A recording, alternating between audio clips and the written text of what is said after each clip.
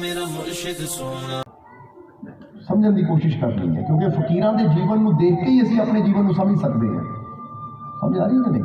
जो बंदा ना कुछ सीखना होवे बंदे ने, तो जिहड़ा सही कर रहा ना उहदे वल देख के ही बंदा सीख सकदा कि मैं कित्थे गलती कर रहा।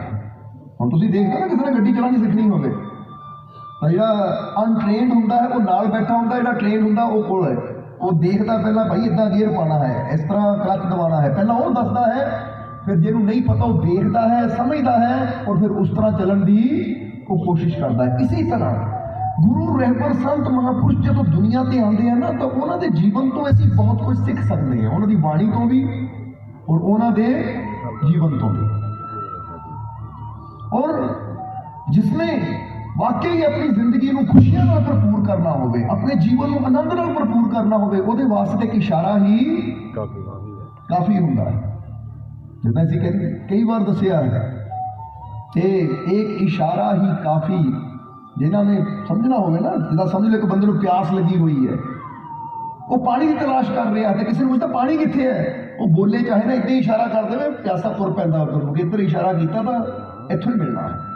फिर वो ज्यादा किंतु परंतु सवाल जवाब नहीं करता, तो जिन्होंने प्यास ही ना होवे ਉਹਦੇ अंदर कई सवाल कई जवाब होंगे, ये किदा ये वो इदा के कई सवाल वो अंदर उठते हैं। पर जिन्हें वाकई उस मंजिल में पाना होवे वो सवाल जवाब नहीं, वो कहता बस मैनू ये चाहिए है, तो बस मैनू तो अपनी मंजिल का मतलब है। सो शान गौस पाक दी की दसा, बड़ा फैज मीरा सरकार दा है। फैज का मतलब समझते हो ना तुम? फैज का मतलब होता है कि जिस तरह कोई किसी का भला करता है, उपकार करता है, दुखिया तारता है, बीमारा तंदुरुस्ती दिता है, फैज कर रहा है, बन रहा है, रहमत बख्शिश कृपा बन रहा है। इसलिए फैज का मतलब होता है कि दूसरिया को खुशियां देना, दूजिया के दुखों को दूर करना, दूजिया की इमदाद करना, मदद करनी दूसरिया की। इसलिए कहते शान गौस पाक दी की दसा, बड़ा फैज मीरा सरकार दा है। इत्थे ये दसना चाहांगे हजूर गौस नूं मीरा भी किया जाता है, क्योंकि मीरा का मतलब होता है शहनशाह का शहनशाह।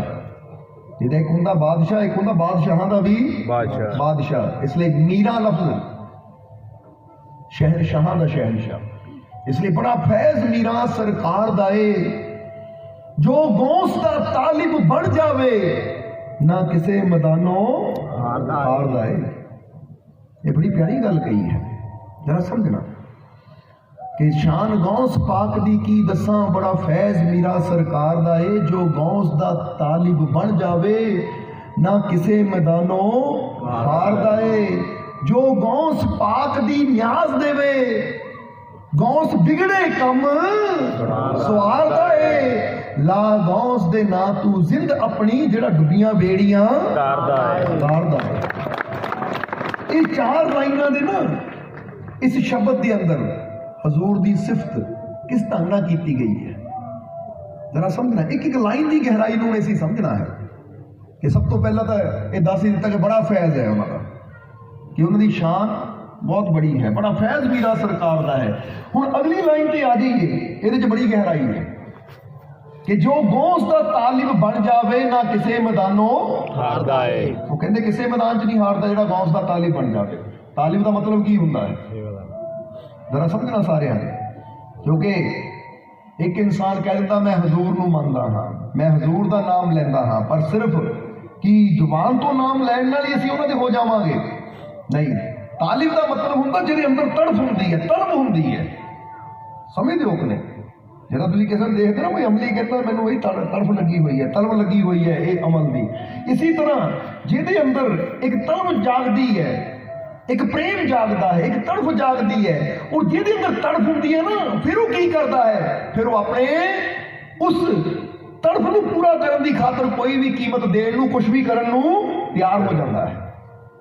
जिस तरह तुम देखते ना किसी अंदर नशे की तड़फ होंगी तो बंदा घर का समान बेचना शुरू कर दिंदा, घर दे नाल लड़ना शुरू कर दिंदा कि मैनू तो ये नशा चाहिए ही है। हुण इत्थे दस्सण की गल है कि तालिब का मतलब की हुंदा है। तालिब वो हुंदा है कि जिहदे अंदर इश्क हुंदा है अपने मुर्शद का, अपने महबूब का, फिर अपने महबूब की खुशी की खातर वो अपने जीवन चो उस हर बुराई को दूर करने लिए तैयार हो जाता है जिहड़ी बुराई उन्हें पसंद नहीं है। समझ आ रही गल? ਇਹਨੂੰ ਕਹਿੰਦੇ ਤਾਲੀਮ। ਹੁਣ ਫਰਜ਼ ਕਰੋ ਇੱਕ ਇਨਸਾਨ ਕਹਿੰਦਾ ਮੈਂ ਹਜ਼ੂਰ ਨਾਲ ਬੜਾ ਪਿਆਰ ਕਰਦਾ, ਹਜ਼ੂਰ ਨੂੰ ਮੰਨਦਾ ਹੈ, ਪਰ ਉਹ ਸ਼ਰਾਬ ਪੀ ਜਾਂਦਾ ਹੈ, ਉਹ ਨਸ਼ਾ ਕਰੀ ਜਾਂਦਾ ਹੈ। ਸਮਝਦੇ ਹੋ ਕਿ ਨਹੀਂ? ਇਹਦਾ ਮਤਲਬ ਇਹ ਸਿਰਫ ਜ਼ੁਬਾਨੋਂ ਮੰਨ ਰਿਹਾ, ਹਲੇ ਤਾਲਿਬ ਨਹੀਂ ਹੈ। ਕਿਉਂਕਿ ਜਿਹਦੇ ਅੰਦਰ ਵਾਕਈ ਤਲਬ ਹੋਵੇ ਤਾਂ ਫਿਰ ਤਲਬ ਜਿਹਦੇ ਅੰਦਰ ਤੜਫ ਹੁੰਦੀ ਹੈ ਨਾ, ਉਹ ਫਿਰ ਕੁਛ ਵੀ ਕਰਨ ਨੂੰ ਤਿਆਰ ਹੋ ਜਾਂਦਾ। ਉਹ ਕਹਿੰਦਾ ਦੱਸੋ ਮੈਂ ਸਭ ਕੁਝ ਛੱਡਣ ਨੂੰ ਤਿਆਰ, ਕਿਉਂਕਿ ਆਪਣੀ ਤੜਫ ਨੂੰ ਪਤਾ ਉਹਨੂੰ ਕਿ ਉਹਨਾਂ ਨੂੰ ਮਿਲ ਕੇ ਮੇਰੀ ਤੜਫ ਪੂਰੀ ਹੋਣੀ ਹੈ। ਔਰ ਜੇ ਮੈਂ ਉਹਨੂੰ ਪਾਣਾ ਹੈ, ਉਹਦੀ ਖੁਸ਼ੀ ਨੂੰ ਪਾਣਾ ਹੈ, ਤਾਂ ਜੋ ਮੇਰੇ ਅੰਦਰ ਕਮੀਆਂ ਹੈ ਉਹਨਾਂ ਕਮੀਆਂ ਨੂੰ ਮੈਂ ਜੀਵਨ ਤੋਂ ਦੂਰ ਕਰਨਾ ਹੈ। ਕਿਉਂਕਿ ਜੇ ਹਜ਼ੂਰ ਵਰਗੀ ਰਹਿਮਤ ਯਾਨੀ ਹਜ਼ੂਰ ਦੀ ਰਹਿਮਤ ਨੂੰ ਆਪਣੇ ਜੀਵਨ 'ਚ ਲਿਆਣਾ ਚਾਹੁੰਦੇ ਆ ਤਾਂ ਫਿਰ ਬਣਨਾ ਪਤਾ ਕੈਸੇ ਪਏਗਾ। ਹੁਣ ਜਰਾ ਇਸ ਤੋਂ ਹੀ ਸ਼ੁਰੂਆਤ ਕਰੀਏ, ਕਿਉਂਕਿ ਕੱਲ ਹਜ਼ੂਰ ਦਾ ਜਨਮ ਦਿਨ ਹੈ ਔਰ ਉਹਨਾਂ ਦੇ ਜਨਮ ਦਾ ਇੱਕ ਕਿੱਸਾ ਕਿ ਹਜ਼ੂਰ ਗੌਸ ਪੀਰਾਂ ਨੇ ਪੀਰ, ਉਹਨਾਂ ਦੇ ਨਾਨਾ ਜੀ ਦਾ ਨਾਮ ਸੀ ਅਬਦੁੱਲਾ, ਇਸ ਲਈ ਉਹਨਾਂ ਨੂੰ ਅਬਦੁੱਲਾ ਦਾ ਮਤਲਬ ਵੀ ਹੁੰਦਾ ਹੈ ਅੱਲਾ ਦਾ ਬੰਦਾ। जरा समझना सारे और वो बहुत बड़े फकीर थे, अब्दुल समाई भी किया जाता था उन्हें कि वो बहुत बड़े फकीर सी, बड़ी बंदगी करने वाले से। एक दिन वो बंदगी ते बैठे है तो उस वेले जो बंदगी ते बैठे तो हजूर मुहम्मद साहब उन्होंने ना बंदगी ते बैठिया आए। बंदगी ते बैठिया जो हजूर का दर्शन होया तो हजूर मुहम्मद साहब ने कहा, ए अब्दुल्ला मैं खुदा का पैगाम लेके आया कि खुदा ने एक बहुत बड़ी ताकत नूं दुनिया ते भेजना है, बहुत बड़ी ताकत नूं दुनिया ते भेजना है, पर वो ताकत नूं दुनिया ते लियाण वास्ते जैसे माता पिता चाहिए है वो तैयारी तेनों करनी पैनी है। क्योंकि याद रखो कि एडी वड्डी ताकत ने जिस घर च जन्म लेना होवे ना, वो माता पिता भी फिर उदा दे चाहिए। समझदे हो कि नहीं? इसलिए ए अब्दुल्ला खुदा ने चुनिया है तेरी बेटी फातिमा ने, क्योंकि उन्होंने बेटी फातिमा थी जो कि हजूर गौस ने माता जी का नाम है फातिमा। और उस वेले हाले उन्होंने शादी नहीं हुई सी, पर तैयारी कर रहे हैं। खुदा का हुक्म आया हजूर मुहम्मद साहब के जरिए, क्योंकि जब भी खुदा का पैगाम आता है ना तो खुदा आप नहीं आता, अपने प्यारियां के जरिए ही अपना पैगाम अपना इल्हाम संसार तक पहुंचाता है या अपने प्यारियां तक पहुंचाता है। इसलिए हजूर ने किया बहुत बड़ी ताकत, खुदा दे नूर ने दुनिया पे जन्म लेना है और जिसने मेरे दीन नू दोबारा जिंदगी देनी है। इसलिए अब्दुल्ला चुनाव होया है तेरी बेटी का, सो तैयारी तेनों करानी पैनी है। हाले बच्ची छोटी सी, फातिमा छोटी सी, जिदा कह लो कि एक बच्चा हाले कहते 4 साल का है 5 साल का है, तो हम जे माता पिता सोच लें ना कि मैं इस बच्चे को अफसर बनाना है, तो पहले उसकी तैयारी उदा की शुरू करा दे कि इन्हू एजुकेशन देनी है, आ पढ़ाई करानी है, इन्हू इस कॉलेज पाना है ताकि अगे जाके जो मैं सोचता बच्चा वैसा बन सके। तो कहते उस दिन तो ही जो हुक्म होया हजरत अब्दुल्ला ने, तो उन्होंने अपनी बेटी की परवरिश इदा की कि उन्होंने खुदा की बंदगी के मार्ग से चलाया, खुदा की इबादत के मार्ग से चलाया। बड़ी बंदगी उन्होंने बेटी ने भी की, क्योंकि ये गल हमेशा याद रखो कि माता पिता के हाथ च होंदा है कि माता पिता ना जे आप बंदगी करते, आप अच्छे होंगे, आप सच्चे होंगे है, तो बच्चे भी उन्होंने देख के उस तरह बनते चले जाते हैं।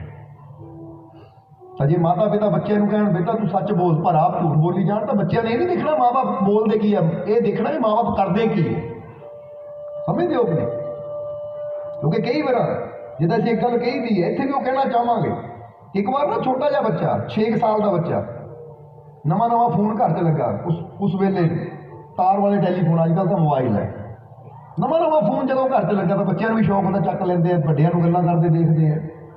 जो नवा नवा फोन घर च लगा, एक दिन बाप अंदर बैठा ना खाना खा रहा है तो बैल वजी, बच्चा दौड़ के गया फोन चक लिया। जो फोन चक्या 6-7 साल के बच्चे ने फोन चक्या, हैलो अगे बोलिया कोई, कहना बेटा तेरे पापा घर है? हाँ जी अंकल, तुसी कौन है? पापा खाना खा रहे हैं। बेटा फिर पापा ना गल करा मेरी। अब अंकल तुहाडा नाम की है? उन्होंने नाम दसिया अपना। बच्चा फोन रख के दौड़ के गया पापा को, तो पापा ने जाके कहता पापा पापा अंकल का फोन आया, उन्होंने आ नाम है। पापा ने तू की किया उन्होंने? पापा मैं क्या खाना खाने, खबरदार इतना नहीं कही होंगे, मैं उन्हें गल नहीं करनी तो तू है नहीं तेन तो कहना चाहिए ही पापा घर ही है नहीं। बच्चा सोचता पापा घर है और पापा गई तो घर है नहीं। जाके बच्चा फोन पे कहता पापा कहते पापा घर है नहीं, फोन रखता आया बच्चा, पापा कहते की फोन कर की गया, मैं कहता पापा कहते पापा घर है नहीं। बाप को होर ज्यादा गुस्सा चढ़ गया कि तू मैनू ओहदी नजर झूठा साबित कर दिता, तू मैनू ओहदी नजर च की कीता झूठा साबित करता है। पापा कहते पापा घर चले, वो की सोचेगा कि घर च है पर आप ही कह रहे घर है नहीं, तो ओहदी नजर तो मैं झूठा हो गया कि नहीं। हुण बाप बच्चे को डांट रहा है, बच्चा सोच रहा है कि मैं झूठा साबित किया बाप को, या बाप ने मैंने झूठ बोलने से मजबूर किया। इतने कसूर किहदा है बच्चे का कि उन्हें बाप ने झूठा साबित किया या बाप झूठ बोलिया। तो फिर हुण उत्थे की हुंदा है, बच्चा कुछ समझदा है, पहला बच्चा सच बोलता है पर हुण उन्हें देख लिया कि ऐदा है। हुण अगली बार को की हुंदा, दोबारा फोन आता है उसी बंदे का, हुण पापा घर च है, बच्चा फोन चकेगा तो की कहेगा अंकल पापा घर है नहीं, हालांकि उन्हें पता घर है। हुण बच्चे ने झूठ बोलने से मजबूर किहड़ा किहड़ा जवाब दिओ, बाप ने किया कि पता लग गया बच्चे को। हुण वही बच्चा 6 साल का झूठ बोले, 8 साल का होएगा, 7 साल का होएगा, 15 साल का होएगा, बाप को कहेगा डैडी मैं स्कूल चला हाँ, जाएगा अपने दोस्तों का पार्टी च और फिर फोन करेगा डैडी को, डैडी मैं स्कूलों आ गया। डैडी कहेगा तू स्कूल ही गया, झूठ बोलना तू पार्टी च सी, झूठ कितों बोलता है। तो हुण पुछण वाला होवे कि अज जे बच्चा 18 साल का झूठ बोल रहा है तो उन्होंने आदत झूठ बोलने की पाई कहना है। यानी किते ना किते ऐसे बच्चों अंदर बुरियां आदतों का बीज आप ही बो दिंदे हैं, झूठ का बीज आप ही बो दिंदे हैं, डर का बीज चिंता का बीज आप ही बो दिंदे हैं। तो वो बीज जो बड़ा होंगे ना फिर असीं आप ही कहते लै साडा बच्चा इदां हो गया, साडा बच्चा उदां हो गया। ये नहीं सोचते कि किते ना किते कारण आप ही होंदा इंसान, ये समझ लेना सारे। इसलिए असीं फिर कहांगे कि कुछ भी हो जाए कभी बच्चे नूं झूठ बोलने की आदत ना पाओ, कभी ये ना कहो कि बेटा फोन से इदा कह दे या फोन से उदा कह दे। जो सच है ना बच्चे को वही बोल, और वो फिर बोलेगा जो तुम आप भी वो सामने सच बोलोगे, क्योंकि उन्हें भी देखी जाना कि मैंने तो कहते सच बोलता, आप बैठा घर है तो कहता मैं घर ही है नहीं, क्योंकि बच्चों से इस चीज़ का बड़ा प्रभाव पैदा है। क्योंकि जो अज तुम बच्चे सामने कहता ना किसी को कि भाई मैं तो घर नहीं मैं बाहर हाँ, तो बच्चे को पता कितना चल जाता है। हम बच्चा भी कितने जाएगा ना कहेगा मैं पापा इतने है नहीं मैं उत्थे हैं, क्योंकि उन्हें पता पापा भी यही कर रहे हैं, मम्मी भी यही कर रही है, तो मैं भी वही करना जो मेरे माता पिता कर रहे हैं। इसलिए अगर ऐसी बच्चों को सही दिशा देनी है तो पहला सानू सही दिशा पकड़नी पड़ेगी। क्योंकि ऐसे सवेरे उठते हैं ना, जो तड़के उठी था 3:30 4 बजे, हाँ सब तो पहला उठ के होता है कि शुक्र करना अपने मालिक का। फिर ऐसे ये नहीं कि संडे उठ जाना, थोड़ी जी एक्सरसाइज करनी लेटे लेटे समझ हो, क्योंकि जरूरी होता है। तुम कभी भी किसी चिड़ी को देख लो, कान को देख लो, किसी को भी देख लो, जो उठते हैं ना पहला अपने पंखा को इतना खोलणगे। एक बिल्ली भी जो उठती ना पहला अपने स्ट्रैच करेगी, स्ट्रैच का मतलब होता है अपनी मांसपेशियां खिंचेगी, नहीं सीधी पैरों से खड़ जाएगी, नहीं ये गलत कर देंगे ऐसे। क्योंकि उस वेले साडी बॉडी के ब्लड फ्लो ना बिल्कुल समझ लो स्लो होता है, एक यकदम खड़े हो जाते गलत है। पहला सानू उल्टे लेट के भुजंग आसन करना चाहिए है।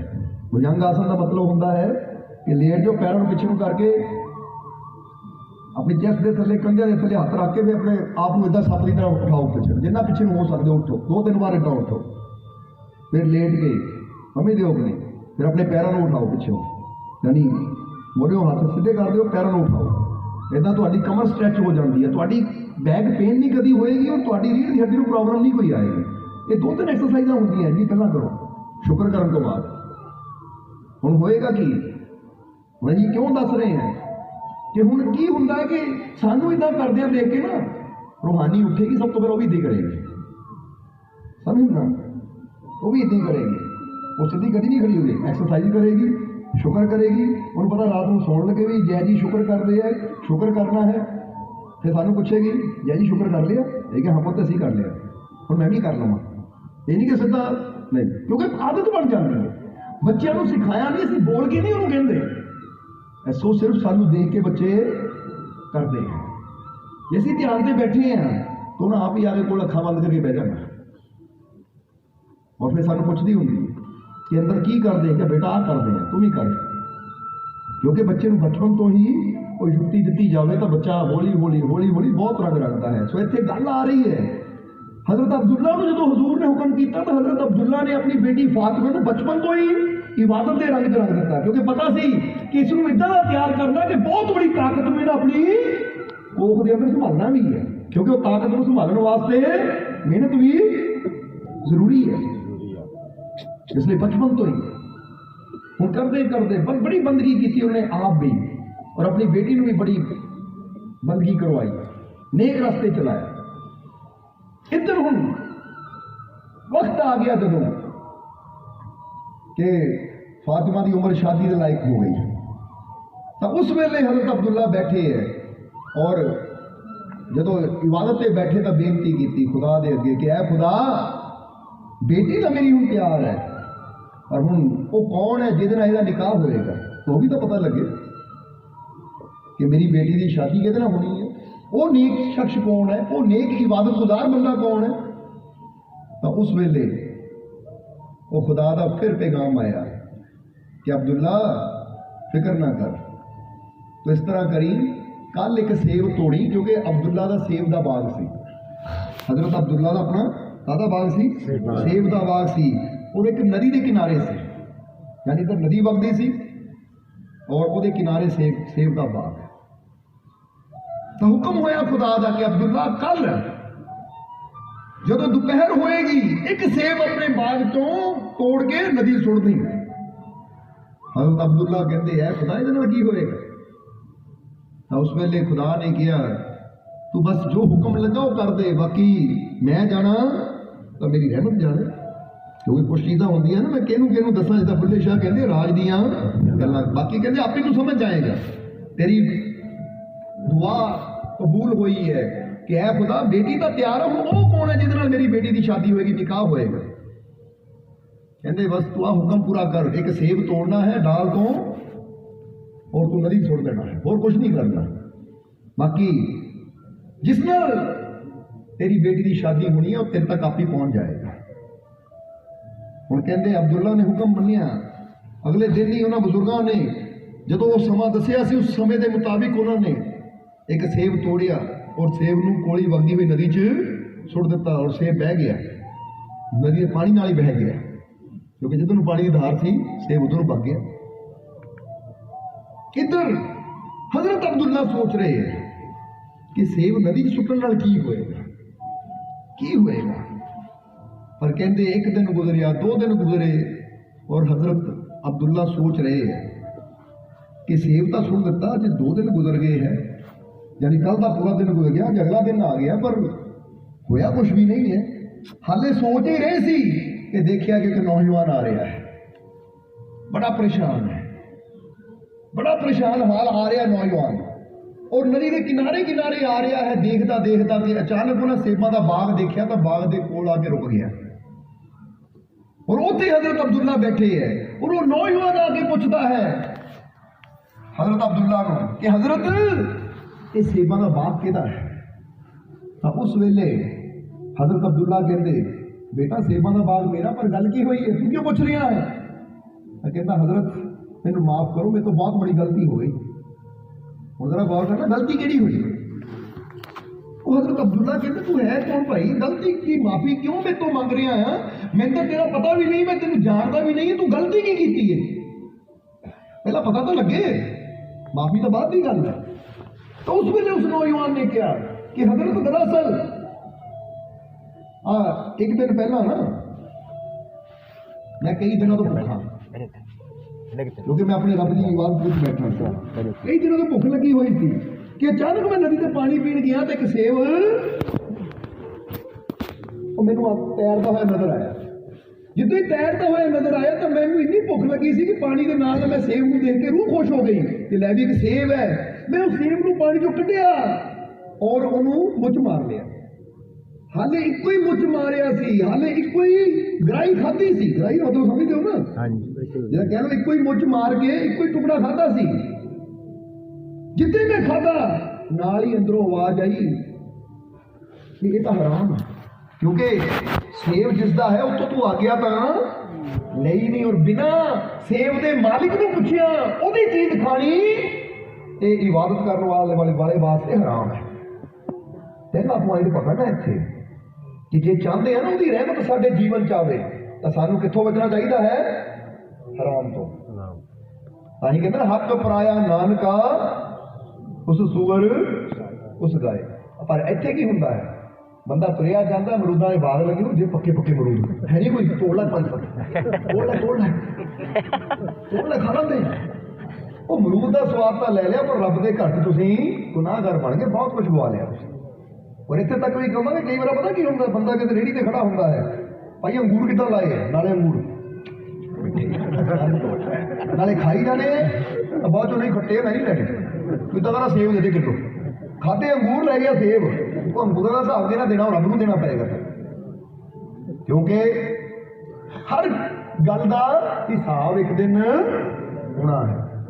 ਇਸ ਲਈ ਸਾਡਾ ਇੱਕ ਨਹੀਂ ਹੈ ਨਾ, ਨਹੀਂ ਤਾਂ ਪੁੱਛ ਲਿਓ ਜਿਹੜੇ ਸੇਵਾਦਾਰ ਨਾ ਕਿਤੇ ਵੀ ਅਸੀਂ ਜਾਂਦੇ ਹਾਂ, ਲੜਕੇ ਜਿਹੜੇ ਸਾਡੇ ਨਾਲ ਹੁੰਦੇ ਆ, ਅਸੀਂ ਇੱਕ ਗੱਲ ਕਹੀ ਦੀ ਹੈ ਕਿ ਜੇ ਟੇਸਟ ਕਰਨ ਵਾਸਤੇ ਕੋਈ ਚੀਜ਼ ਖਾਣੀ ਹੈ ਨਾ ਤਾਂ ਉਹਦਾ ਦਾਮ ਅਲੱਗ ਦੇਣਾ ਹੈ। ਇਹ ਨਹੀਂ ਕਿ ਕਈ ਵਾਰ ਬੰਦਾ ਕਹਿੰਦਾ ਔਰੰਜ ਮਿੱਠੇ ਆ, ਉਹ ਕਹਿੰਦੇ ਖਾ ਕੇ ਦੇਖ ਲਓ, ਹਾਂ ਵੀ ਦਰਜਨ ਦੇ ਦੇ ਜਾਂ ਕਿਲੋ ਦੇ ਦੇ, ਪਰ ਹੁਣ ਕਿਲੋ ਵਿੱਚੋਂ ਇੱਕ ਔਰੰਜ ਕੱਢ ਕੇ ਰੱਖ ਦੇਣਾ ਵਾਪਸ ਕਿ ਪਹਿਲਾਂ ਖਾ ਲਿਆ ਟੇਸਟ ਵਾਸਤੇ, ਹੁਣ ਆਹ ਲੈ ਕੇ ਕਿਲੋ ਤੋਲ ਤੇ ਇੱਕ ਕੱਢ ਕੇ ਵਾਪਸ। ਉਹ ਵੀ ਕਹਿਣਗੇ ਦੁਕਾਨਦਾਰ ਨਹੀਂ ਰਹਿਣ ਦਿਓ, ਨਹੀਂ ਭਾਈ ਇਹ ਤੇਰਾ ਸਾਡਾ ਹਿਸਾਬ ਨਹੀਂ, ਇਹ ਸਾਡਾ ਰੱਬ ਦਾ ਹਿਸਾਬ ਹੈ, ਕਿਉਂਕਿ ਤੇਰੇ ਨਾਲ ਤਾਂ ਇੱਥੇ ਕਰ ਲਵਾਂਗੇ, ਉੱਥੇ ਕਰਨਾ ਔਖਾ ਹੋ ਜਾਏਗਾ। ਇਸ ਲਈ ਜੇ ਕਦੀ ਨਾ ਆਪਾਂ ਦੇਖਦੇ ਕਈ ਵਾਰ ਬੰਦਾ ਸਰਦੀਆਂ 'ਚ ਮੂੰਗਫਲੀ ਦੀ ਰੇਹੜੀ ਤੇ ਖੜਾ ਹੋਣਾ ਮੂੰਗਫਲੀ ਖਾਂਦਾ ਰਹਿੰਦਾ ਹੈ, ਉਹਨਾਂ ਗੱਲਾਂ ਕਰੀ ਜਾਏਗਾ ਖਾਈ ਜਾਏਗਾ ਤਾਂ ਬਾਅਦ 'ਚ ਇੰਨੀ ਕੁ ਲੈ ਕੇ ਤੁਰ ਪਏਗਾ। ਉਹ ਭਾਈ ਜਿਹੜੀ ਖਾਧੀ ਉਹਦੀ ਵੀ ਹਿਸਾਬ ਕਰਦੇ, ਨਹੀਂ ਤਾਂ ਅੱਗੇ ਖਜ਼ਾਨਾ ਭਰਨਾ ਪੈਣਾ ਹੈ। ਜਰਾ ਸਮਝਣਾ ਸਾਰਿਆਂ ਨੇ, ਕਿਉਂਕਿ ਗੱਲਾਂ ਦੇਖਣ ਨੂੰ ਛੋਟੀਆਂ ਹੀ ਆ ਪਰ ਇਹਨਾਂ ਦਾ ਪ੍ਰਭਾਵ ਬਹੁਤ ਬੜਾ ਹੈ। ਜਿੱਦਾਂ ਦੱਸੀ ਤਾਂ ਨਾ ਇੱਕ ਫਕੀਰ ਸੀ, ਉਹਨਾਂ ਨੂੰ ਖਜੂਰਾਂ ਬੜੀਆਂ ਪਸੰਦ ਸੀ, ਖਾਣੇ ਤੋਂ ਬਾਅਦ ਖਜੂਰ ਉਹਨੇ ਜ਼ਰੂਰ ਖਾਣੀ। ਪਰ ਇੱਕ ਵਾਰ ਕੀ ਹੋਇਆ ਕਿ ਉਹਨਾਂ ਨੂੰ ਪਤਾ ਲੱਗਾ ਕਿ ਕਿਸੇ ਆਦਮੀ ਦੀ ਖਜੂਰਾਂ ਦੀ ਟੋਕਰੀ ਚੋਰੀ ਹੋ ਗਈ, ਤਾਂ ਉਹਨਾਂ ਨੇ ਉਸ ਦਿਨ ਤੋਂ ਖਜੂਰ ਖਾਣੀ ਬੰਦ ਕਰ ਦਿੱਤੀ। ਤਾਂ ਉਹਨਾਂ ਦੇ ਸੇਵਕਾਂ ਨੇ ਪੁੱਛਿਆ, ਹਜ਼ਰਤ ਤੁਸੀਂ ਹੁਣ ਖਜੂਰ ਕਿਉਂ ਨਹੀਂ ਖਾਂਦੇ? ਉਹ ਕਹਿੰਦੇ ਮੈਨੂੰ ਪਤਾ ਲੱਗਾ ਹੈ ਕਿ ਕਿਸੇ ਦੀ ਇੱਕ ਖਜੂਰਾਂ ਦੀ ਟੋਕਰੀ ਚੋਰੀ ਹੋ ਗਈ ਹੈ, ਤਾਂ ਮੈਨੂੰ ਡਰ ਹੈ ਕਿ ਮੈਂ ਬੇਸ਼ੱਕ ਖਰੀਦ ਕੇ ਖਾਵਾਂ ਕਿਤੇ ਚੋਰੀ ਵੀ ਨਾ ਹੋਵੇ, ਜੇ ਉਹ ਮੇਰੇ ਅੰਦਰ ਚਲੀ ਗਈ ਤਾਂ ਮੇਰੀ ਬੰਦਗੀ ਹਰਾਮ ਹੋ ਜਾਣੀ। ਔਰ ਫਿਰ ਕਹਿੰਦੇ 1 ਮਹੀਨੇ ਬਾਅਦ ਉਹ ਚੋਰ ਫੜਿਆ ਗਿਆ ਔਰ ਉਹਨੇ ਦੱਸਿਆ ਕਿ ਮੈਂ ਫਲਾਨੀ ਜਗ੍ਹਾ ਉਹ ਖਜੂਰਾਂ ਦੀ ਟੋਕਰੀ ਵੇਚੀ ਸੀ। ਤਾਂ ਉਸ ਦਿਨ ਤੋਂ ਬਾਅਦ ਫਕੀਰਾਂ ਨੇ ਖਜੂਰ ਖਾਣੀ ਦੁਆਰਾ ਸ਼ੁਰੂ ਕੀਤੀ। ਕਹਿੰਦੇ ਪਤਾ ਲੱਗ ਗਿਆ ਮੇਰੇ ਏਰੀਏ ਤੋਂ ਬਾਹਰ ਹੀ ਸੀ। ਜਰਾ ਸਮਝਣਾ ਸਾਰਿਆਂ, ਜਿਹੜੇ ਰੱਬ ਨਾਲ ਪਿਆਰ ਕਰਦੇ ਨਿੱਕੀ ਨਿੱਕੀ ਚੀਜ਼ ਦਾ ਪੂਰਾ ਖਿਆਲ ਰੱਖਦੇ ਆ। ਅੱਜ ਬੰਦਾ ਕਹਿੰਦਾ ਰੱਬਾ ਮੇਰੀ ਸੁਣਦਾ ਕਿਉਂ ਨਹੀਂ, ਮੇਰੇ ਤੇ ਕਿਰਪਾ ਕਿਉਂ ਨਹੀਂ ਕਰਦਾ, ਤੇਰੀ ਰਹਿਮਤ ਮੇਰੇ ਜੀਵਨ 'ਚ ਕਿਉਂ ਨਹੀਂ ਉਤਰਦੀ? ਉਹਦੀ ਰਹਿਮਤ ਉਤਰਨ ਨੂੰ ਤਿਆਰ ਹੈ ਕਿ ਸਾਡਾ ਬਰਤਨ ਸਾਫ਼ ਹੈ, ਪਹਿਲੇ ਇਹਨੂੰ ਚੈੱਕ ਕਰਨਾ ਪੈਣਾ ਸਾਨੂੰ। ਸਮਝਦੇ ਹੋ ਕਦੇ? ਕਿਉਂਕਿ ਕਦੀ ਮੈਲੇ ਬਰਤਨ 'ਚ ਤੁਸੀਂ ਕੁਝ ਪਾਉਂਦੇ ਹੋ?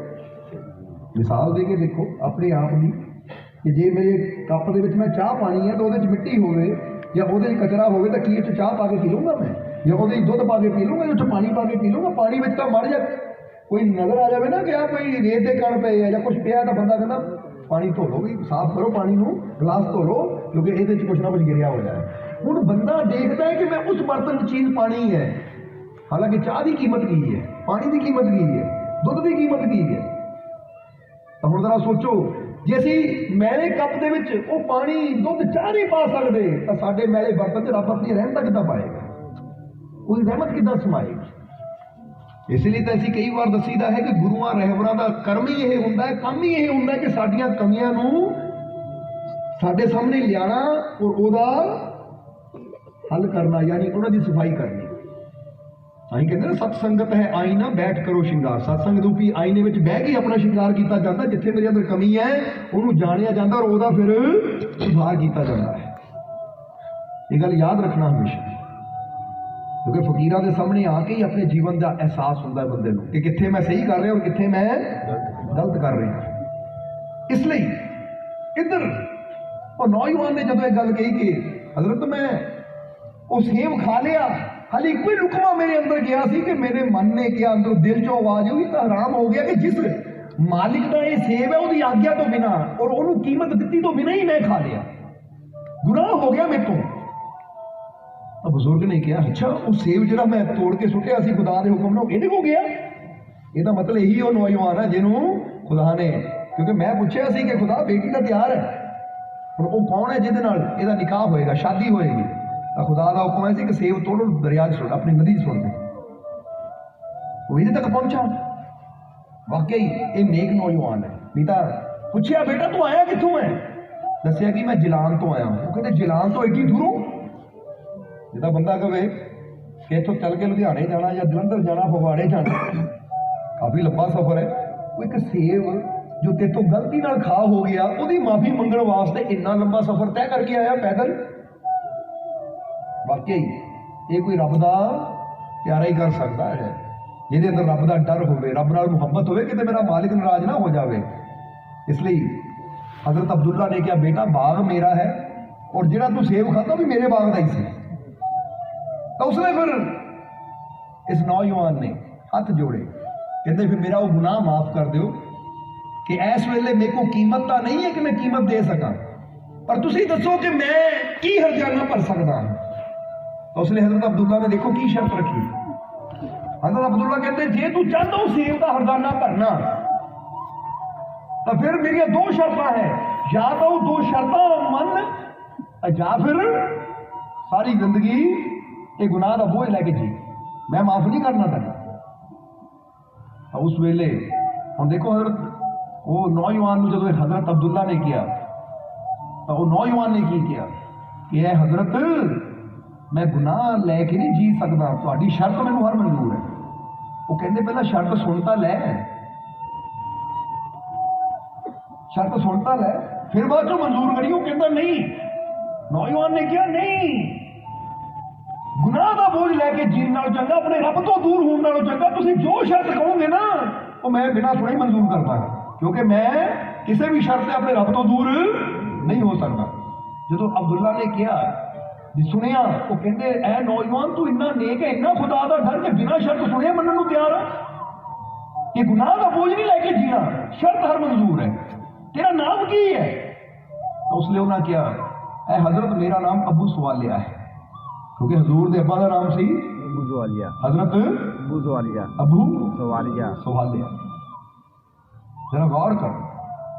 तो उसने हजरत अब्दुल्ला ने किया ऐ सवालिया फिर मेरी शर्त सुन लै। हुण पहली मेरी शर्त है ये बाग का सेब ना जेड़ा तू खादा बिना आग्या तो 1 साल लगता है तैयार होने, क्योंकि 1 साल में फल लगते हैं। तेन 1 साल इत्थे रह के मेरे कोल रह के मेरे बाग की हिफाजत करनी पैनी, यानी राखी करनी पैनी है। हज़रत अब्दुल्ला कहते शुक्र है मैं करने को तैयार हूँ। तुझे 1 साल गया 10 साल कहते तो भी मैं कर देना अपना गुनाह बख्शा गया। मेरी दूजी शर्त, तो दूजी शर्त हज़रत अब्दुल्ला कहते दूजी शर्त मेरी ये है कि तेनू मेरी बेटी ने शादी करनी पेगी, पर मैं पहले ही दस देना कि मेरी बेटी अखा तो अन्नी है, कन्ना तो बोली है, जुबान तो गूंगी है और लूली लंगड़ी है, जिहदे हथ पैर भी नहीं है, कि तेन मंजूर है? तो हजरत अबू सवालिया कहने लगे हजरत ये दसो कि जे मैं शादी कर लवां मेरा गुनाह बख्शिया जाएगा? फिर खुदा के घर में गुनाहगार तो नहीं? कहते जा फिर मैं बख्श लूंगा अगर तू कर लेगा। कहते फिर मैनू मंजूर है। हुण जरा गौर करो, ये बड़ी समझने वाली गल है कि एक इंसान कहता कि ओहदे घर बख्शिया जावां, ਉਹਦੇ ਅੱਗੇ ਗੁਨਾਹ ਲੈ ਕੇ ਨਹੀਂ ਜਾਣਾ, ਬਾਕੀ ਇੱਥੇ ਦੁਨੀਆ ਤੇ ਮੈਂ ਹਰ ਦੁੱਖ ਦਰਦ ਬਰਦਾਸ਼ਤ ਕਰਨ ਨੂੰ ਤਿਆਰ ਹਾਂ, ਅੰਨੀ ਲੂਲੀ ਲੰਗੜੀ ਪਾਹੀ ਨਾਲ ਸ਼ਾਦੀ ਕਰਨ ਨੂੰ ਵੀ ਤਿਆਰ ਹਾਂ, ਪਰ ਉਹਦੇ ਘਰ ਜਦੋਂ ਜਾਵਾਂ ਬੇਦਾਗ ਹੋ ਕੇ ਜਾਵਾਂ, ਕਿਉਂਕਿ ਪਿਆਰ ਦੀ ਗੱਲ ਹੈ। ਮਹਿਬੂਬ ਦੇ ਸਾਹਮਣੇ ਜਾਣਾ ਆ ਤਾਂ ਦਾਗ ਲੈ ਕੇ ਕਿਉਂ ਜਾਣਾ? ਜਰਾ ਸਮਝੋ ਸਾਰੇ।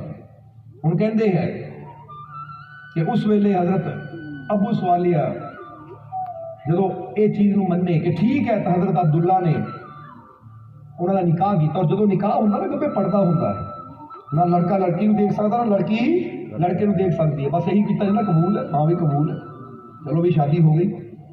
ਕਿਉਂਕਿ ਕਿਤੇ ਆਈ ਐਗਰੀ ਕਿਹਾ ਤਾਂ ਜਾਂਦਾ ਹੈ, ਕਿਤੇ ਕਬੂਲ ਹੈ ਕਿਹਾ ਤਾਂ ਜਾਂਦਾ, ਕਿਤੇ 7 ਫੇਰੇ ਲੈ ਜਾਂਦੇ, ਕਿਤੇ 4 ਲਾਵਾਂ ਲਈ ਜਾਂਦੀਆਂ, ਆਪਣਾ ਆਪਣਾ ਇੱਕ ਜਿੱਦਾਂ ਅਸੀਂ ਕਹੀ ऐसी एक अपनी तरफों गल कही दी है कि चाहे ले लो 7 फेरे या कह दो कबूल है, अगर दिल ना मिले दिल से तो सब कुछ फिजूल है।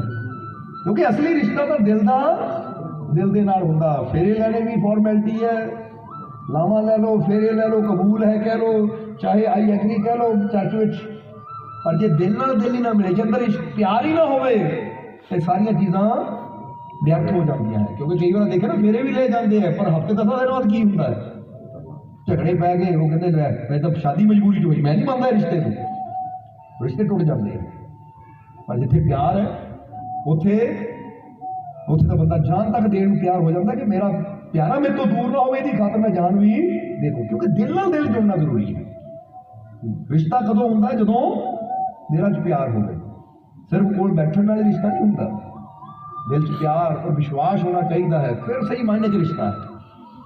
तो कहते हजरत अबू सवालिया, हुण जरा गौर करने वाली गल है कि जदों शादी हो गई तो शाम के समय हजरत अब्दुल्ला ने किया कि अबू सवालिया जा जाके अपनी दुल्हन में मिलते आ। कहते जदों हजरत अबू सवालिया हजरत फातिमा के कमरे च गए तो उन्होंने की देखा कि जाके कि कमरे के अंदर एक निहायत ही खूबसूरत चंगी भली लड़की बैठी हुई है, जी बड़ी खूबसूरत है। हजरत अबू सवालिया कहने लगे लगता मैं गलत कमरे च आ गया, गलत जगह आ गया, क्योंकि मैंने तो किया गया सी अखा तो अन्नी है, कन्ना तो बोली है, गूंगी है, ये हाथ पैर भी नहीं, लूली लंगड़ी है, पर ये तो चंगी भली एक लड़की बैठी हुई है, लगता मैं गलत जगह आ गया। हुण की होया? कहते हजरत अबू सवालिया ने उधर देखा तक नहीं और बह के खुदा की इबादत में लीन हो गए। जरा हम गौर करने वाली गल है। और उधर फातिमा भी इबादत करती रही। सवेर हुई, हजरत अबू सवालिया जो गए हजरत अब्दुल्ला को तो कह लगे हजरत राती तुसी मैनू गलती नाल किसी होर कमरे च भेज दिता। हजरत अब्दुल्ला कहते की मतलब? वो इको ही कमरा है, इको ही घर है, जिदा बंदा कहना इको ही मेरा घर है, इको ही कमरा है, इको ही मेरी बेटी है, सही जगह तेन भेजा। कहता नहीं हजरत तुसी तो कहते अखा तो अन्नी है, लूली लगड़ी है, गूंगी है, बोली है, वो तो सुंदर है, पूरी तरह स्वस्थ है।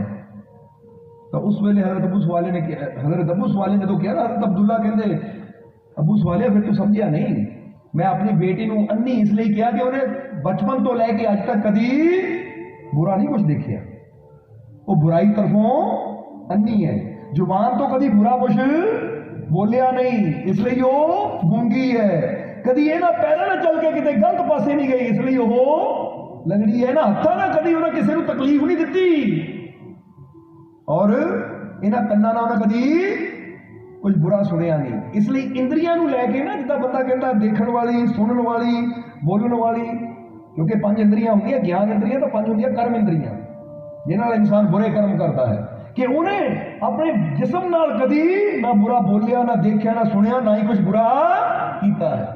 इसलिए हर तरह का गुनाह तो पाक है वो। मैं तो बस तेरा इम्तिहान लेना सी ये गल कह के कि तू खुदा दे डर से पाक होके जाना चाहता है या फिर इनकार कर दूंगा कि मैं किसी लूली लंडी नाल शादी नहीं करनी, गुनाह रहन जो मेरे सिर से। पर तू जो कबूल कर लिया तो फिर पता लगा वाकई तू रब का प्यारा है। जरा समझ। फिर कहते इथों पता लगता है कि हजूर दे माता पिता किहड़ी उच्च कोटि दे फकीर सी, कितना दी उन्होंने सुरती सी। हुण ऐसे गर्भ दे विच एडी वड्डी ताकत ना पले तो जरा हुण आप सोचो, क्योंकि एडी वड्डी शक्ति नूं दुनिया ते लैके आने वास्ते ना माता पिता नूं कर्म भी वैसे करने पैंदे। गल हमेशा याद रखो, ये तुहानूं भी कहांगे असीं कि जदों इंसान फर्ज करो एक लड़के और लड़की की शादी होंदी ना, प्लैनिंग करते हैं औलाद की, तो उन्होंने चाहिए है कि इबादत पर ज़्यादा जोर दें, खुदा की बंदगी पर ज़्यादा जोर दें। हुण जिले माँ के गर्भ च औलाद आ जाती है ना, बच्चा आ जाता है, तो जे माँ टीवी देखती है, नाटक देखती है, फिल्मां देखती है, तो जिहड़ा वो चीज़ देखती बच्चे से भी उदा का प्रभाव पैंदा। तो जे माँ बंदगी करने वाली होवे, भरोसा रखने वाली होवे, सच के रास्ते चलने वाली होवे, तो असीं कहांगे बच्चा जन्म तो ही बली होएगा। जन्म तो ही बच्चा वो रब का प्यारा होएगा कि जो बोल देगा वो पूरा होंदा चला जाएगा, क्योंकि बच्चे ने गर्भ च की सीखिया? अच्छाई, सच्चाई, रब का नाम। ਤਾਂ ਹੀ ਤਾਂ ਕਿਹਾ ਜਾਂਦਾ ਕਿ ਜਨਮ ਤੋਂ ਹੀ ਹਜ਼ੂਰ ਉਹ ਵਲੀਅਤ ਦੇ ਉੱਚੇ ਰੁਤਬੇ ਨੂੰ ਪਹੁੰਚ ਚੁੱਕੇ ਸੀ ਕਿ ਬਚਪਨ 'ਚ ਉਹਨਾਂ ਨੇ ਉਹ ਕਰਾਮਾਤਾਂ ਕਰ ਦਿੱਤੀਆਂ ਜੋ ਬੜੇ ਬੜੇ ਫਕੀਰ ਨਹੀਂ ਕਰ ਪਾਏ ਸੀ। ਹੁਣ ਜਦੋਂ ਹਜ਼ੂਰ ਦੀ ਪੈਦਾਇਸ਼ ਹੋਈ, ਜਦੋਂ ਹਜ਼ੂਰ ਦੀ ਪੈਦਾਇਸ਼ ਹੋਈ ਤਾਂ ਲਿਖ ਆਂਦੀ ਹੈ ਬੜੀ ਪਿਆਰੀ, ਉਹਦੇ ਨਾਲ ਇੱਕ ਸਾਖੀ ਜੁੜੀ ਹੋਈ ਹੈ, ਵਾਕਿਆ ਜੁੜਿਆ ਹੋਇਆ ਹੈ। ਤਾਂ ਹੀ ਤਾਂ ਇੱਕ ਸ਼ਾਇਰ ਨੇ ਵੀ ਲਿਖਿਆ ਹੈ ਕਿ ਕਾਬਾ ਗੌਸ ਮੀਆਂ ਦੇ ਦਰਦੇ ਆ ਕੇ ਲਹਿੰਦਾ ਫੇਰੇ, ਖੁਸ਼ੀਆਂ ਤੇ ਸੁਖ ਵਸਦੇ ਹਾਫਿਜ਼ ਗੌਸ ਮੀਆਂ ਦੇ ਡੇਰੇ। ਇਹ ਹਾਫਿਜ਼ ਬਹੁਤ ਬੜੇ ਨਾ ਸ਼ਾਇਰ ਹੋਏ ਹੈ, ਸੂਫੀ ਸ਼ਾਇਰ ਹੋਏ ਹੈ। ਉਹਨੇ ਲਿਖਿਆ ਕਾਬਾ ਯਾਨੀ ਮੱਕਾ ਵੀ ਆ ਕੇ ਗੌਸ ਦੇ ਦਰਦੇ ਫੇਰੇ ਲੈਂਦਾ ਹੈ। ਕਹਿੰਦੇ ਜਦੋਂ ਹਜ਼ੂਰ ਦਾ ਜਨਮ ਹੋਇਆ ਸੀ, ਜਦੋਂ ਹਜ਼ੂਰ ਦਾ ਜਨਮ ਹੋਇਆ ਤਾਂ ਹਜ਼ਰਤ ਫਾਤਿਮਾ ਨੂੰ ਕੀ ਨਜ਼ਰ ਆਇਆ? ਕੀ ਨਜ਼ਰ ਆਇਆ ਕਿ ਫਾਤਿਮਾ ਯਾਨੀ ਹਜ਼ੂਰ ਦੇ ਮਾਤਾ ਜੀ ਨੂੰ ਨਜ਼ਰ ਆਇਆ। ਜਿੱਦਾਂ ਹੀ ਹਜ਼ੂਰ ਦਾ ਜਨਮ ਹੋਇਆ ਨਾ, ਉਹਨੇ ਆਪਣੇ ਬੇਟੇ ਨੂੰ ਦੇਖਿਆ ਤਾਂ ਕੀ ਮਹਿਸੂਸ ਹੋਇਆ ਕਿ ਸਾਹਮਣੇ ਮੱਕਾ ਵੀ ਹੈ, ਯਾਨੀ ਕਾਬਾ ਵੀ ਹੈ। ਕਾਬਾ ਘਰ 'ਚ ਨਜ਼ਰ ਆ ਗਿਆ। ਜਦੋਂ ਕਾਬਾ ਘਰ 'ਚ ਨਜ਼ਰ ਆਇਆ ਤਾਂ ਹੈਰਾਨ ਹੈ ਕਿ ਮੇਰਾ ਭੁਲੇਖਾ ਹੈ ਜਾਂ ਕੀ ਹੈ ਇਹ? ਤਾਂ ਉਸ ਵੇਲੇ ਜਰਾ ਸਮਝਣਾ ਸਾਰਿਆਂ ਨੇ, हजरत अबू सवालिया बाहरों आए, हजरत अबू सवालिया बाहरों आए और कहने लगे फातिमा बधाई बधाई तेनू। वो कहती हजरत कादी बेटे जन्म दी? वो कहते नहीं, बेटे का जन्म तो वो तो बधाई हैगी है, बधाई ये भी तेनू कि तेनू काबे का दर्शन घर च हो गया। क्योंकि मैं बंदगी में बैठा सी तो मैनू नबी पाक ने आके दसिया, वो अब्दुल्ला अखा बंद करके बैठा, जा फातिमा काबे को देख रही है। काबा घर क्यों आया, ਇਹਨੂੰ ਦੇਖਣ ਆਇਆ? ਉਹ ਕਹਿੰਦੇ ਤੂੰ ਇੱਥੇ ਬੰਦਗੀ ਕਰ ਰਿਹਾ ਹੈ, ਤੇਰੇ ਘਰ ਚੋਂ ਤਾਕਤ ਪੈਦਾ ਹੋਈ ਹੈ ਕਿ ਕਾਬਾ ਉਹਦਾ ਦਰਸ਼ਨ ਕਰਨ ਵਾਸਤੇ ਇੱਥੇ ਆ। ਔਰ ਇਹਦੇ ਬਾਰੇ ਹਾਫਿਜ਼ ਨੇ ਲਿਖਿਆ ਹੈ ਕਿ ਕਾਬਾ ਗੌਸ ਮੀਆਂ ਦੇ ਦਰ ਤੇ ਆ ਕੇ ਲਹਿੰਦਾ ਫੇਰੇ, ਕਿ ਲੋਕ ਜਾਂਦੇ ਆ ਕਾਬੇ ਦੇ ਪਰਿਕਰਮਾ ਕਰਨ ਤਾਂ ਕਾਬਾ ਹਜ਼ੂਰ ਦੇ ਦਰ ਤੇ ਆਏ। ਕਿਉਂਕਿ ਇਹ ਗੱਲ ਹਮੇਸ਼ਾ ਯਾਦ ਰੱਖਣਾ, ਇਹਦੇ ਨਾਲ ਕਈ ਸਾਖੀਆਂ ਜੁੜੀਆਂ ਹੈ। ਰਬੀਆ ਬਸਰੀ ਦੀ ਸਾਖੀ ਵੀ ਇੱਥੇ ਤੁਹਾਨੂੰ ਦੱਸਣਾ ਚਾਹਾਂਗੇ ਕਿ ਰਬੀਆ ਬਸਰੀ ਹੱਜ ਕਰਨ ਜਾ ਰਹੀ ਸੀ, पैदल यात्रा कर रही थी और अचानक उन्हें की देखा, एक प्यासा कुत्ता है जिहड़ा प्यास नाल तड़फ रहा है।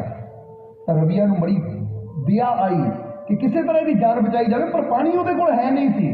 पानी की तलाश वास्ते जो रबिया ने इधर उधर नजर दौड़ाई तो सामने एक कुआं है, कुएं ते गई तो की देखा, कुएं ते बर्तन ही कोई नहीं है, रस्सी कोई नहीं है, कुएं च पानी है पर ना ही कोई डोल है, बर्तन है, ना ही कोई रस्सी जिन्हें पानी कढ़िया जाए। कुत्ता प्यासा है, तड़फ रहा है, जवान उसकी बाहर निकली हुई है, गिरिया हुआ है। तो फिर रबिया ने की किया, उसने कहा कि उस जानवर को कितना बचावा, उसकी जान कितना बचावा। तो फिर रबिया का ध्यान अपने बालों वाल गया तो कहती वाह खुदा, मैं हमेशा पूछती होंगी सी कि रब्बा मैनू इन्ने लंबे बाल क्यों दिते, अज पता लगे लंबे बालों का कारण की सी। कहते फिर रबिया ने अपने बालों को तोड़िया, कले कले जो बालों फड़ के ना जड़ तो पुटिया और वो बालों को तोड़ के अपने बालों की एक रस्सी बनाई और अपना दुपट्टा लैके वो रस्सी ना बन के उन्होंने पानी च डुबोया। क्योंकि जो कपड़ा पानी जाता तो गिला हो जाता है, फिर आप निचोड़ते तो पानी ऐदा गिरता है, होंदा कि नहीं?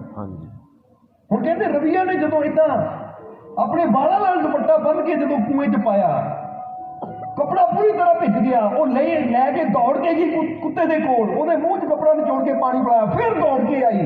इस तरह 7 बार किया। कितनी बार किया? 7 बार। आवाज नहीं आई? 7 बार किया। कुत्ते तक गई, कुएं तक आई, कपड़ा फिर पीता, फिर कुत्ते तक गई, फिर कुएं तक आई 7 बार। कहते जो 7 बार किया तब कुत्ते की जान बच गई, क्योंकि प्यासे को जो पानी मिले तो वो उठ के खड़ गया। जिसलिए उठ के खड़ गया तो रबिया गोडियां पार हो के कहती शुक्र है मेरे खुदा, शुक्र है, शुक्र है, ये बेजुबान की जान बच गई, ये बेजुबान की जान बच गई, शुक्र है मेरे खुदा, शुक्र है। हाले शुक्र कर रही सी और फिर मन च सोचा कि हुण चला काबे नूं, पर सिर चों खून निकल लिया, पीड़ा हो रही, तो बाल पट्टे कि हुण चला काबे नूं। जो मन च ख्याल है काबे जान दा, खुदा की आवाज आई रबिया हुण तैनूं काबे जान की लोड़ नहीं, क्योंकि तू एक बेजुबान की जान बचा के इड्डी वड्डी नेकी कीती है, मैं ते तो इन्ना खुश है, हुण तेनू काबे जाण दी लोड़ नहीं, लै काबा तेनू देखने ते आ रहा है, तेरे सामने मक्का नजर आ गया, सामने काबा नजर आ गया। क्योंकि असं हमेशा कहीदा है कि अगर इंसान करनी अच्छी करे, करनी नेक करे, जिस खुदा खुश होवे तो फिर खुदा नूं लभण जाण दी लोड़ नहीं, खुदा आप ही तुहाडे तक पहुंच जाता है। पर जे करनी माड़ी है तो फिर चले जाओ जिथे मर्जी, फिर तो मंदिर च भी रब नहीं मिलना, मस्जिद भी खुदा नहीं मिलना, मक्के भी वो नहीं मिलना, मदीने भी वो नहीं मिलना, तीर्थां भी नहीं मिलना। क्यों? क्योंकि करनी माड़ी है। रब साडी करनी देखता, साडी अच्छाई देखता, समझदे हो कि नहीं? इसलिए कहते 7 वार तू जो कुत्ते तक आई गई ना, 7 परिक्रमा होंदियां मेरे मक्के दियां काबे दियां, तू यही परिक्रमा इत्थे कर ली, इसलिए तेनू काबे जान की लोड़ नहीं, लै काबा तेरे तक आ गया। ये नेकी है। ऐसी कई बार कही था ना कि तू बंदा है वो खुदा है, उसे ढूंढने तू कहाँ जाएगा, और दिल में प्रेम का दीपक जला, खुदा खुद तुझे ढूंढता चला आएगा, खुदा तो खुद तेरे को आ जाएगा। अपने दिल च प्रेम दा दीवा बाल, दया दा दीवा बाल, अच्छाई दा दीवा बाल, फिर वो आप ही तेरे तक आ जाएगा। इसलिए रविया की इस एक नेकी दे नाल देखो काबा उत्थे नजर आ गया, उन्हें किते जाण दी लोड़ नहीं। तो फिर इत्थे तो है ही हजूर गौस पीरां ने पीर कि काबा उन्होंने दर्शन करने वास्ते आ गए। यानी कहने का मतलब की सी, ਇਹਦਾ मतलब ये नहीं कि उतों किते मक्का गायब हो गया, काबा गायब हो गया। ਇਹਦਾ मतलब सी कि जिथे रब दे प्यारे पीर फकीर गुरु रहबर बैठ जाते हैं ना, जिथे वो बह गए, जिदा कहते ना जब मन चंगा तो कठौती में, कि जे तेरा मन चंगा है तो तेनू गंगा ते जाण दी लोड़ नहीं, फिर तेरे कोल जिहड़ा पानी पिया ना वो भी गंगा जल दे बराबर ही पवित्र है, क्योंकि अंदर अच्छाई होनी चाहिए है। फिर तो सारे तीर्थ जिदा कहते ना मन मक्का दिल द्वारका, काया काशी जान 10 द्वारका देहरा तामे जोत पछाण के। 10 द्वारे का मंदिर है, अंदर ही जोत जगमगा रही है, इनू पहचान लिया तो तेन इत्थे ही मक्का, इत्थे ही तीरथ, मन मक्का दिल द्वारका, काया काशी जान, इत्थे ही काशी, सब कुछ तेन इत्थे नजर आ जाएगा। फिर तेन किते होर जाण की लोड़ नहीं रहेगी, जब तू अपने अंदर इस चीज़ को समझ लेगा। जरा समझना सारे। इसलिए असीं तुहाडे जीवन में भी ऐसा बनाना चाहते हैं, तुहाडे अंदर भी वो गुण वो खूबियां पैदा करनिया चाहते हैं, ताकि तुहाडी भी दौड़, जिदा बुल्ले शाह ने कहा ना कि मक्के जाके देखिए इट्टां, गंगा जाके पानी, जिन्होंने मुर्शद पूरे मिल गए मुक गई आनी उन्हों की आनी जानी मुक जाती, जिन्होंने कामिल मुर्शद मिल जाता है दौड़ ही मुक जाती, क्योंकि सब कुछ तो अंदर ही नजर आ जाता है। इसलिए हुण हजूर गौस पीरां ने पीर, उन्होंने बचपन दियां बड़ियां बहुत प्यारियां प्यारियां घटनावां है। ये जब हजूर चलन लगे, यानी थोड़ा बड़े हुए, बच्चों खेडते हैं, तो बच्चों खेडते खेडते उन्होंने चमत्कार किए, या इदा दुखियां के दुखों दूर किया, खाली झोलियां भरिया, वो किस तरह किया, वो 2-4 घटना इस दसिए था, उन्हें बड़िया समझने वाली। एक बार ना हजरत अबू सवालिया, हजरत अबू सवालिया बैठे हुए हैं और एक औरत आ गई जिहदी अखां की रोशनी नहीं थी, तो उसने हजूर गौस बार ना एक कपड़े की गेंद ही बनाई हुई है, जिदा बच्चे पिछले समय ना लीरां इकट्ठियां करके एक खिद्दो जी बनाना सी गेंद, वो खेडते होंगे थे। तो अपने दोस्तों नाल खेड रहे हैं, अपने साथियों नाल खेड रहे हैं, तो उस वेले वो औरत आई, उसकी अखां की रोशनी नहीं थी, सहारा लैंदी लैंदी डंडे नाल आई और आगे हजरत अबू सवालिया को कहती है कि हजरत मेरी अखां की रोशनी ठीक कर दो। तो हजरत अबू सवालिया एक रब के वो फकीर से जिन्हें हमेशा रब की रजा च आप भी राजी रहते थे, तो दूजिया भी ਉਹਦੀ रजा च राजी रहने की कला सिखाते थे कि भाई जीवन तो छोटा जिहा है, अपने जीवन के करके रब की रजा को बदलने की कोशिश ना करो, बल्कि रब की रजा तक चलने की कोशिश करो, फिर ही खुदा खुश होएगा। समझ रहे हो कि नहीं? इसलिए हजरत अबू सवालिया था, पर हजूर का बचपना सी उस वेले, इसलिए औरत जदों गई तो उस वेले हजरत अबू सवालिया ने कहा, देख माई ये खुदा के हुक्म नाल ही होया है, तो उसके हुक्म नूं मन के राजी रह गए हुक्म दे विच। इसलिए हजूर ने हजरत अबू सवालिया ने 10 समझा गया, तो माई गरीबी तुर पई। इधर हजूर गौस खेड रहे थे, जो इदा गेंद छड्डी यानी सुट्टी, और रेड़ती रेड़ती माई के कोल गई, हजूर दौड़ के चक्कन लगे, माई नूं देखिया, माई के हाथी डंडा, माई नूं नज़र नहीं आता, ਤਾਂ ਪੁੱਛਿਆ ਮਾਈ ਕੀ ਗੱਲ ਹੋ ਗਈ? ਤਾਂ ਮਾਈ ਕਹਿੰਦੀ ਬੇਟਾ ਕੀ ਦੱਸਾਂ, ਮੈਨੂੰ ਨਜ਼ਰ ਨਹੀਂ ਆਉਂਦਾ। ਕਹਿੰਦੇ ਮਾਈ ਇੱਥੇ ਕੀ ਕਰਨ ਆਈ ਸੀ?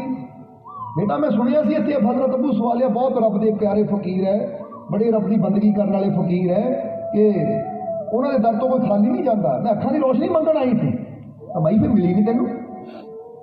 ਹਜ਼ੂਰ ਪੁੱਛਦੇ ਮਾਈ ਜੇ ਮੰਗਣ ਆਈ ਸੀ ਤਾਂ ਮਿਲੀ ਨਹੀਂ ਤੈਨੂੰ? ਤਾਂ ਉਸ ਵੇਲੇ ਮਾਈ ਨੇ ਕਿਹਾ ਨਹੀਂ ਬੇਟਾ, ਹਜ਼ਰਤ ਅਬੂ ਸਵਾਲਿਆ ਨੇ ਕਿਹਾ ਕਿ ਇਹ ਰੋਸ਼ਨੀ ਮਿਲਣੀ ਮੁਸ਼ਕਿਲ ਹੈ। ਤਾਂ ਉਸ ਲਈ ਹਜ਼ੂਰ ਕਹਿੰਦੇ ਮੁਸ਼ਕਿਲ ਹੈ, ਜ਼ਰਾ ਸਮਝਣਾ, ਇਹ ਗੱਲ ਬੜੀ ਸਮਝਣ ਵਾਲੀ ਹੈ। ਕਹਿੰਦੇ ਮੁਸ਼ਕਿਲ ਹੈ? ਨਹੀਂ ਮਾਈ ਰੁਕ ਰੁਕ, ਉਹ ਮੇਰੇ ਅੱਬਾ ਜਾਨ ਹੈ, ਮੇਰੇ ਪਿਤਾ ਜੀ ਹੈ, ਮੈਂ ਹੁਣੇ ਗੱਲ ਕਰਕੇ ਆਉਂਦਾ। ਜਿਹੜਾ ਬੱਚਾ ਨਾ ਕਮਾਨ ਦੇ ਨਾ ਜਾਂਦਾ ਹੈ, ਇਹ ਲੈ ਡੈਡੀ ਨੇ ਮੇਰੀ ਮੰਨ ਲੈਣੀ ਹੈ, ਕਿਸੇ ਹੋਰ ਦੀ ਮੰਨੇ ਨਾ ਮੰਨੇ ਡੈਡੀ ਮੇਰੀ ਮੰਨ ਲੇਗਾ। ਉਦਾਹਰਨ ਦੇ ਰਹੇ ਅੱਜ ਦੇ ਬੱਚੇ ਕਈ ਮਾਂ ਨਾਲ ਕਹਿ ਦਿੰਦੇ ਨਾ ਚੱਲ ਪਿਆ ਮੈਂ ਕਰਦਾ ਡੈਡੀ ਨਾਲ ਗੱਲ, ਮੰਨ ਲੇਗਾ ਡੈਡੀ ਮੇਰੀ। ਕਹਿੰਦੀ ਹਜ਼ੂਰ ਨੇ ਕਿਹਾ ਚੱਲ ਮੈਂ ਅੱਬੂ ਨਾਲ ਗੱਲ ਕਰਦਾ। ਕਹਿੰਦੇ ਹਜ਼ਰਤ ਅਬੂ ਸਵਾਲਿਆ ਬੈਠੇ ਹਜ਼ੂਰ ਪਹੁੰਚ ਚਲੇ ਗਏ। ਆਪਾਂ ਜਾਨ ਇਹ ਮਾਈ ਆਈ ਸੀ, ਕਹਿੰਦੀ ਇਹਨੂੰ ਨਜ਼ਰ ਨਹੀਂ ਆਉਂਦਾ, ਰੋਸ਼ਨੀ ਮੰਗਣ ਆਈ ਸੀ। ਜੇ ਤੁਸੀਂ ਕਿਉਂਕਿ ਬੜੀ ਆਸ ਨਾਲ ਆਈ ਕਿ ਰੱਬ ਦੇ ਫਕੀਰ ਕੋਲ ਆਈ ਹੈ, ਅੱਬੂ ਇਹਨੂੰ ਰੋਸ਼ਨੀ ਦੇ ਦਿਓ। हज़रत अबू सवालिया क्या गौस यानी अब्दुल कादिर तो हले छोटा है, अब्दुल कादिर तो हले क्योंकि हजूर का नाम अब्दुल कादिर शाह जिलानी इसलिए किया जाता, जिलान उन्होंने पिंड का नाम है, समझ योग नहीं क्योंकि जिथे भी गुरु रहबर संत पैदा होंगे पिंड का नाम नाल जुड़ जाता है। जिदा असीं किते जाइए ना अपना कंटियां वाले संत आ गए, समझ योग नहीं, वो साडा नाम नहीं है पर गाँव के करके लोग वो नाम को पहचान बन जाते। इतने हजूर को शाह जिलानी किया जाता, जिलान उन्होंने पिंड का नाम है। उसने हज़रत अबू सवालिया ने कहा अब्दुल कादिर तो हले बच्चा है, छोटा है, तो ये चीज़ों नहीं समझना, ये रोशनी ले जानी ये खुदा के हाथ च होंदा है। रोशनी दिंदा भी वही है, लैंदा भी वही है, इस करके वो हुक्म नाल चलता है। ये कोई छोटी मोटी गल नहीं होंदी क्योंकि मंगे तो चक के दे दी। जो इन्नी गल कही तो हज़रत अबू सवालिया ने जो इन्नी गल कही तो हजूर गौस कहते अब्बा जान एड्डी वड्डी भी गल नहीं होंदी, जितनी वड्डी तुसीं कही जाते हो कि बहुत बड़ी गल होंगी, एड्डी वड्डी भी गल नहीं होंगी। हज़रत अबू सवालिया कहते तैनूं की पता बेटा, तैनूं की पता, ये बहुत बड़ी गल होंदी है। हजूर गौस कहते नहीं अबू चलो मेरे नाल, कोई एड्डी वड्डी गल नहीं होंदी कह के ना हज़रत अबू सवालिया हाथ बड़े खिच के लैके बाहर रोकता बच्चे के चल बापू मेरे नाल, चल डैडी मेरे नाल दिखाना मैं तेन, वड्डी गल नहीं होंदी। हज़रत अबू सवालिया को बाहर लै गए, माई उत्थे खड़ी है क्योंकि माई को कह गए कि रुक मैं अपने अबू नाल गल करके आया। माई रुक रही, इंतजार कर रही है। तो उस वेले हज़रत अबू सवालिया कहते बेटा जिद ना कर, ये कोई छोटी मोटी गल नहीं है। उसने हजूर गौस ने कहा अब्बा जान कोई बड़ी गल भी नहीं है, अन्या को रोशनी देना तो इदा है। कह के हजूर ने गेंद फड़ी सी ना, कहते लो कह के इदा माई के मत्थे च मारी, कहते ये तो साडी इदा है कि जिदा खेड है, वो मत्थे च मारी, कहते माई देख, तो माई को नजर आना शुरू हो गया, कहते गेंद बच्ची नजर आना शुरू हो गया। उस वेले जो माई को नजर आना शुरू हो गया तो माई ने देखा तो जय जयकार करनी शुरू करती कि फकीरां ने दे दिता।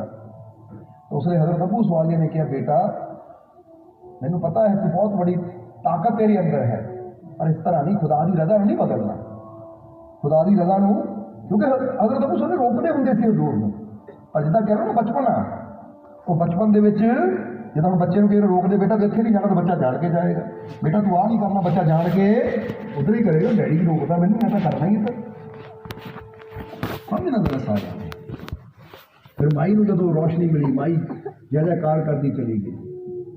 तो हज़रत अबू सवालिया का पता सी। इसी तरह की एक और घटना ये तुसीं सुनिया भी होएगा कि कोई बली ते गौस कुतबनी गौस पाक तो उत्ते दर ते आए सवाली नूं नहीं लांदा लारे उत्ते, ठोकर मार जगावे मुर्दे जो बरियां दे सुते, बड़ियां शाना रखदे हाफिज गौस दे दर्दे उत्ते।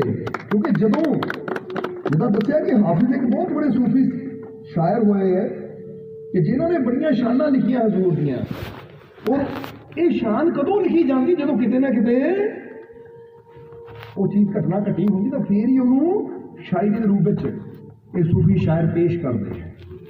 समझना सारे हुण इत्थे उन्होंने आ जिन्नियां गल्लां कही ने, कोई बली ते गौस कुतब नहीं गौस पाक तो उत्ते, दर ते आए सवाली नूं नहीं लांदा लारे उत्ते ठोकर मार जगावे मुर्दे जो बड़ियां दे सुते बड़ियां शाना रखते हाफिज गौस के दर दे कहते गौस के दर दे कुत्ते की बड़ी शान होती है। बड़ी साखी है ना, एक फकीर सी जिहड़ा शेर ते सवारी करता हुंदा सी, शेर ते सवारी करता हुंदा जिथे भी जाता सी ना, उन्हें जिस एरिया भी जाना तो सब तो पहला पता करता कि इस एरिया सब तो बड़ा बली कौन है, फकीर कौन है, और फिर जाके उन्हें संदेश भेजना। की संदेश भेजना कि मेरे शेर की खुराक का इंतजाम किया जाए तो मेरी सेवा का इंतजाम किया जाए, नहीं तो तेरी शक्ति बोला नहीं मैं, यानी डरावा दिंदा हुंदा सी। इदा ही जो उन्होंने पता लगा हजूर गौस बारे कि बगदाद भी कोई फकीर है, तो कहते बगदाद भी पहुंच गया और जाके हजूर को संदेश भेजिया अपने सेवकों के हथ कि मेरा शेर भुखा है, जाके कहो अब्दुल कादिर जिलानी नूं कि मेरे शेर की खुराक का इंतजाम किया जाए। जरा समझना सारे ने, जो इन्नी गल कही ना तो हजूर के दर के बाहर ना कुत्ता बैठा सी, मरियल जिहा कुत्ता। हजूर ने उसकी तरफ देखिया और देख के कहते जाके वो शेर का इंतजाम करके आ। कहते मरियल जिहा कुत्ता उठ के तुर पिया हजूर का इशारा पाते। जरा समझना, जिसे हजूर का इशारा पाते मरियल जिहा कुत्ता तुर पिया ना, तो जो उसका सेवक आया सी वो फकीर का जो शेर से सवारी करने वाला, वो कहना कुत्ते ना शेर का की बनना है। उन्हें सोचा शायद इनू भेजा है कि कुत्ते को खाने वास्ते कि लै शेर को कुत्ता खा ला, तो मरियल जे कुत्ते को खा के शेर की भुख कितों मिटनी है। वो मन च सोचता जाए कि हजूर गौस ने तो कुत्ता भेज दिता मरियल जिहा, इन्ना साडे शेर का की बनना है। वो तो कोई तगड़ा पशु भेज दे, कोई तगड़ा जानवर भेज दे, कोई बकरा भेज दे, भेड़ भेज दे, कोई तगड़ा जानवर भेज दे, फिर तो गल भी सी। और मरियल जिहा सुक्का जिहा कुत्ता, और कुत्ता ही बड़ी शान तुरया जा रहा है हजूर का इशारा पा के।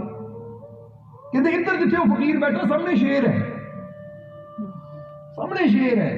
वो आंदा देखिया वो फकीर ने अपने सेवक को और नाल देखिया मरियल जिहा कुत्ता तुरया है, तो सेवक को इशारे में पूछते हैं आ कुत्ता लेके आया।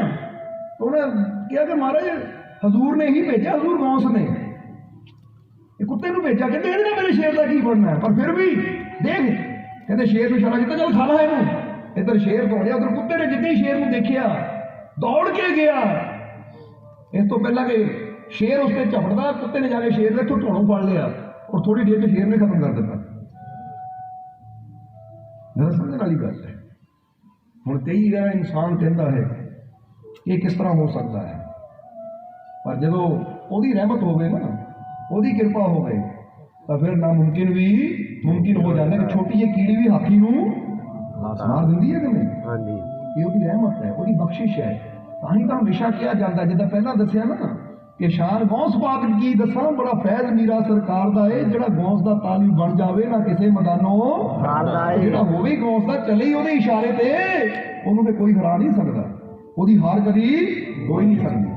इसलिए कहते गौस के दर्द के कुत्ते बड़ा बड़ी ताकत रखते हैं। तो साਡਾ मान होना चाहिए, असीं तो गौस के दर्द मंगते ही हैं, ਉਹਦੇ ਨਾਲ इश्क करने वाले ਉਹਦੇ दर्द के आशिक हैं।